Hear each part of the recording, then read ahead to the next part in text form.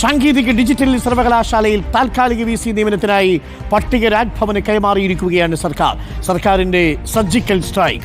3 അംഗ പാനലാണ് സർക്കാർ ചാൻസലർക്ക് കത്ത് നൽകിയിരിക്കുന്നത്. KTUവിൽ doctor Jayaprakash, doctor Praveen, doctor Sajeev എന്നിവർക്കാണ് പട്ടികയിലുള്ളത്. ഹൈക്കോടതി വിധിയുടെ അടിസ്ഥാനത്തിലാണ് സർക്കാരിന്റെ വേഗത്തിലുള്ള നീക്കം. ഏതെങ്കിലും തരത്തിൽ ഗവർണർ സുപ്രീം കോടതിയിലേക്ക് പോകും മുമ്പ് തന്നെ സർക്കാരിന്റെ നീക്കം. VCമാരുടെ പാനൽ പട്ടിക ഇപ്പോൾ ചാൻസലർ കൂടിയായ ഗവർണർക്ക് കൈമാറിയിരിക്കുന്നു എന്നുള്ളതാണ്. തീർച്ചയായിട്ടും ഹൈക്കോടതി ഡിവിഷൻ ബെഞ്ച് സർക്കാരിന് അനുകൂലമാണ്. ഏതെങ്കിലും തരത്തിൽ നിയമക്കുരുക്കിൽ വീണ്ടും ഇത് പെടുന്നതിന് മുൻപ് തന്നെ സർക്കാർ അതിവേഗം പട്ടിക കൈമാറുകയായിരുന്നു. നമുക്കൊപ്പം ഗോപാൽ സനലുണ്ട്. ഗോപാൽ, ഏറ്റവും ശ്രദ്ധേയമായ കാര്യം 24 മണിക്കൂർ തികയും മുമ്പ് തന്നെ പട്ടിക രാജ്ഭവന് കൈമാറിയിരിക്കുകയാണ് സർക്കാർ. അതായത് സുപ്രീം കോടതിയിൽ ഗവർണർ പോയാൽ പോലും അതിനു മുൻപ് പട്ടിക ചാൻസലർക്ക് കൈമാറി എന്നുള്ളത് സർക്കാർ നടത്തുന്ന നിർണായകമായ നീക്കമാണ്.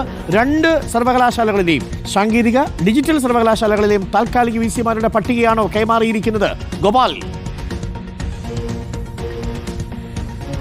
ഗോപാലാണ് ഈ വാർത്ത ഇപ്പോൾ നൽകിയിരിക്കുന്നത്.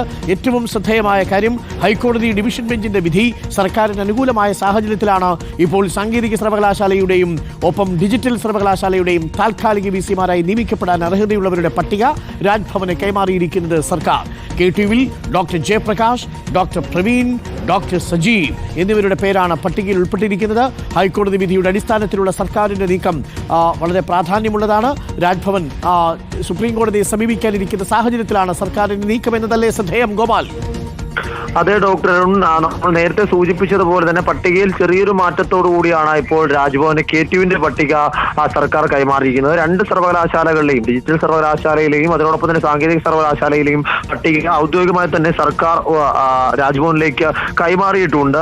ഇതിൽ സാങ്കേതിക സർവകലാശാലയിൽ മുൻ രജിസ്ട്രാറായിരുന്ന ഡോക്ടർ പ്രവീൺ, അതിനോടൊപ്പം തന്നെ technical education director doctor Jayaprakash, അതിനോടൊപ്പം തന്നെ ഡോക്ടർ സജീവ് എന്ന മുതിർന്ന പ്രൊഫസർ എന്നിവരുടെ പേരാണ് കൊടുത്തിരിക്കുന്നത്. ഇത് സർക്കാരിന്റെ ഭാഗത്ത് നിന്ന് കൃത്യമായ കാൽക്കുലേഷനോട് കൂടിയുള്ള കണക്കുകൂട്ടലോട് കൂടിയുള്ള ഇടപെടലാണ് എന്ന് സൂചിപ്പിക്കേണ്ടതായിട്ടുണ്ട്. കാരണം അപ്പീൽ പോകണമോ വേണ്ടയോ എന്ന കാര്യത്തിൽ ഗഹനമായ ചർച്ച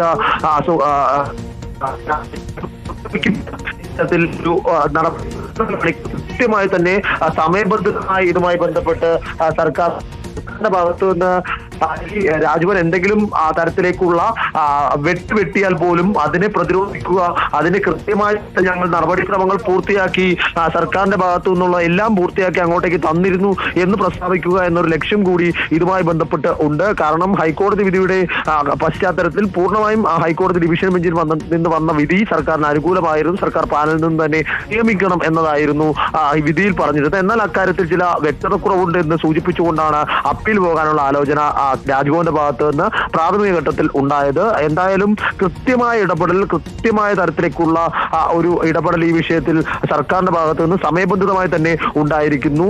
നേരത്തെ നൽകിയ ആ പാനൽ തന്നെ ചെറിയ മാറ്റം, നേരത്തെ വിനോദ് കുമാർ ജേക്കബ് സർവീസിൽ നിന്ന് വിരമിച്ചത് കൊണ്ടാണ് അദ്ദേഹത്തെ ഒഴിവാക്കി ഡോക്ടർ സജീവിന്റെ പേര് ചേർത്തുകൊണ്ട് ഇത്തരത്തിൽ 3 പേരുടെ പാനൽ സർക്കാർ രാജ്ഭവനിലേക്ക് നൽകിയിരിക്കുന്നത്. ഡിജിറ്റൽ സർവകലാശാലയിൽ നിന്നുള്ള പാനൽ നൽകിയിരിക്കുന്നത് IT വകുപ്പാണ്. മുഖ്യമന്ത്രിയുടെ കീഴിലുള്ള IT വകുപ്പിന്റെ കീഴിലാണ് ഡിജിറ്റൽ സർവകലാശാല പ്രവർത്തിക്കുന്നത്. അതുകൊണ്ട് തന്നെ ആ വകുപ്പുമായി ബന്ധപ്പെട്ട വിവരങ്ങൾ അത് ആരുടെ ഒക്കെ പേരാണ് എന്ന കാര്യത്തിൽ ഒരു അന്തിമ സ്ഥിരീകരണം വരേണ്ടതായിരിക്കുന്നു. സാങ്കേതിക സർവകലാശാലയിൽ മുൻഗണന ആർക്ക് നൽകണം എന്ന തരത്തിലേക്കുള്ള കൃത്യമായ ധാരണ അടക്കം വെച്ചുകൊണ്ടാണ് ഇപ്പോൾ ഈ ഘട്ടത്തിൽ രാജ്ഭവനിലേക്ക് ഉന്നത വിദ്യാഭ്യാസ മന്ത്രിയും അതിനോടൊപ്പം തന്നെ IT വകുപ്പും 2 പട്ടിക പ്രത്യേകം തന്നെ നൽകിയിരിക്കുന്നത്. ഇനി ഈ വിഷയത്തിൽ രാജ്ഭവൻ എന്ത് നിലപാടെടുക്കുമെന്നത് തന്നെയാണ് കണ്ടറിയേണ്ടതായിട്ടുള്ളത്. നേരത്തെ നിയമമന്ത്രി അടക്കമുള്ളവർ രാജ്ഭവനുമായി ഈ വിഷയത്തിൽ ഒരു ധാരണയിലേക്ക് എത്തുന്നതിന് വേണ്ടിയുള്ള ചർച്ചകൾ നടത്തിയിരുന്നു എന്ന തരത്തിലേക്കുള്ള സൂചനകൾ വന്നിരുന്നു. എന്നാലും അത് സ്ഥിരീകരിച്ച വിവരമല്ല. കാരണം ഇനിയൊരു പടലപ്പിണക്കത്തിലേക്ക്, ഇനിയൊരു തർക്കത്തിലേക്ക്, അഭിപ്രായ വ്യത്യാസത്തിലേക്ക് പോകേണ്ടതുണ്ടോ, ഇവിടെ വെച്ച് ഇത് പരിഹരിച്ചുകൂടെ എന്ന തരത്തിലേക്കുള്ള ഒരു ആലോചനകളൊക്കെ വന്നിരുന്നു. അതിനപ്പുറത്തേക്ക് ഇതിൽ കുട്ടികളെ സംബന്ധിച്ച കാര്യം കൂടി സൂചിപ്പിക്കേണ്ടതായിട്ടുണ്ട്. കാരണം ഈ 2 സർവകലാശാലകൾ ഇനിയൊരു നിയമക്കുരുക്കിലേക്ക് പോയാൽ VC ഇല്ലാത്തൊരു സ്ഥിതി ഉണ്ടാവും. അത് വിദ്യാർത്ഥികളെ അടക്കം ബാധിക്കുന്ന പ്രശ്നമാണ് എന്ന തരത്തിലേക്ക് കൂടി രാജ്ഭവനിലേക്ക് സർക്കാർ ഈ വിഷയം അവതരിപ്പിച്ചിട്ടുണ്ട് എന്നാണ് മനസ്സിലാക്കുന്നത്. Okay, thank you Gopal. Sheela സനലാണ് വിവരങ്ങൾ നൽകിയത്.